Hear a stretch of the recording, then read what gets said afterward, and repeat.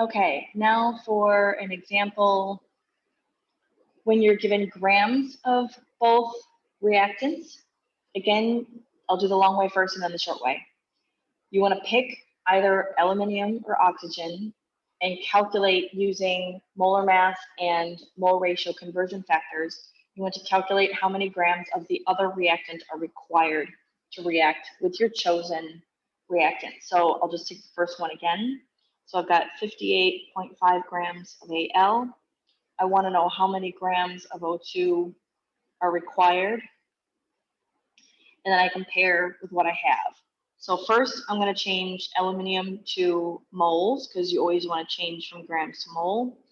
And let's see, periodic table, aluminium is 26.98. We're just going to make that 27 grams. So that cuts. Next is my mole ratio. Oops. Yep. My mole ratio, which is 3 to 4. So I've got 3 moles of O2 over 4 moles of Al. Cut that. And then finally, the molar mass of oxygen. So again, just in case we forget, oxygen is 15.999 or 16.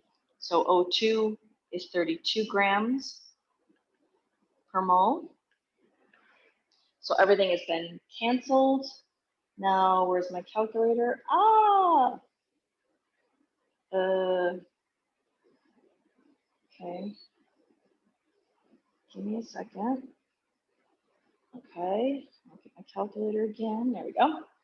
Okay, so we've got 58.5 divided by 27 times 3 divided by 4 times 32 is 52. Let me just double check that because it's weird that it's an exact number. So 58.5 divided by 27 times 3 divided by 4 times 3 divided by 4 times 32, exactly 52. So 52 grams of oxygen are required. I'll change to red. And I have 98.0 grams of O2. So this is excess, which means aluminium is limiting.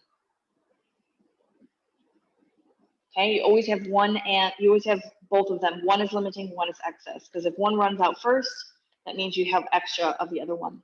Now, the short way, if I do a proportion, okay, so remember a couple steps here. So again, I'm going to take Al, 58.5 grams of Al.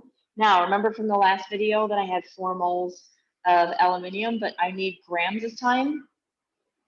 And aluminium was 27. So I need 27 times 4 to account for the mole ratio. 27 times 4, that's 108. And the other half of my proportion is X. And my moles of O2 is 3.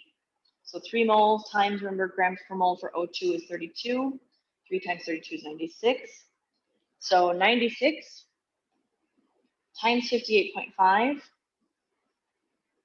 divided by 108. And it gives you 52 grams again. So this is what's required. You have to remember that. What you're calculating is what's required. What's given to you in the question is what's needed, and then you compare the two.